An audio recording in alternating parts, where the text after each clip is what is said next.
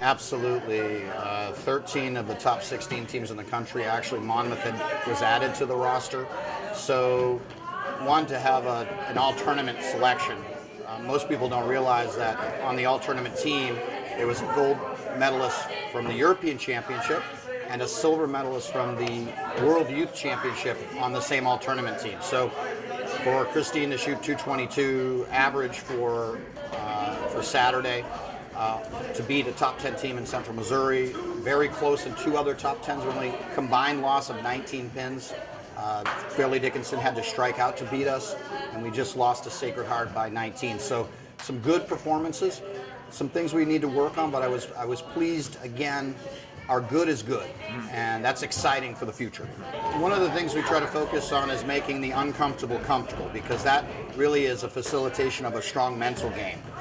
I did a calculation, 31% of our matches were against top 10 teams so far, and 68% of our matches were against ranked opponents. So that strong schedule helps our bowlers be comfortable against very good opponents so that we can focus really on what we can do. Bowling is a sport where there really isn't enough. You don't play defense, it's only you in the lane and paying attention to what's going on. So I feel really good about our strength of schedule. It's been our philosophy from the beginning.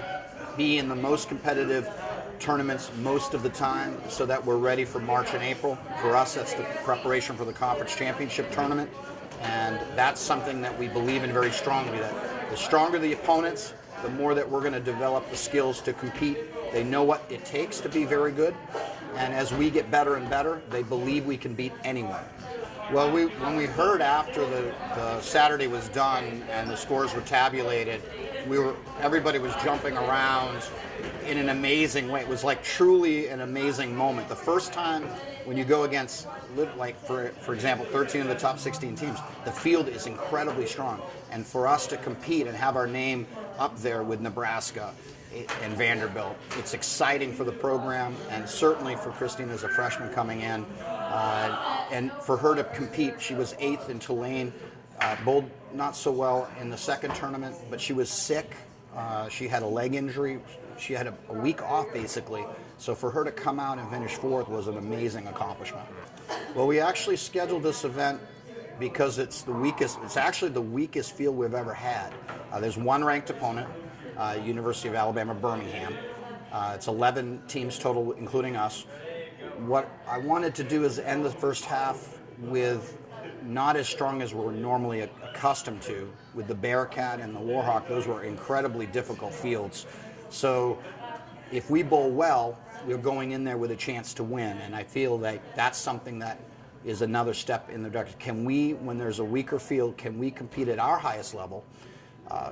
When we have strong field, we're going to rise up. But can we, when we're one of the strong teams in the field, can we take the lead and win by considerable margins and bowl well from the front of the pack? Is a skill that you need to learn as well. So it'll be interesting when we compete this weekend. Can we be at our best in a sustained way? There's some things we need to clean up from the last two tournaments that we're working on, in particular sustained focus in Baker matches, especially on Sunday. So we did a great job against the LIU Brooklyn match where it went 7, went down to the last game. It was very exciting, and we stepped up.